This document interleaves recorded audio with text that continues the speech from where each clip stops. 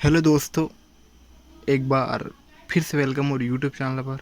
और आज अपन है ना एक बहुत ही सुंदर गीत देखने वाला है ना, चलो आप परगोनी पार में या बच की पार में बजा सकते हो है ना।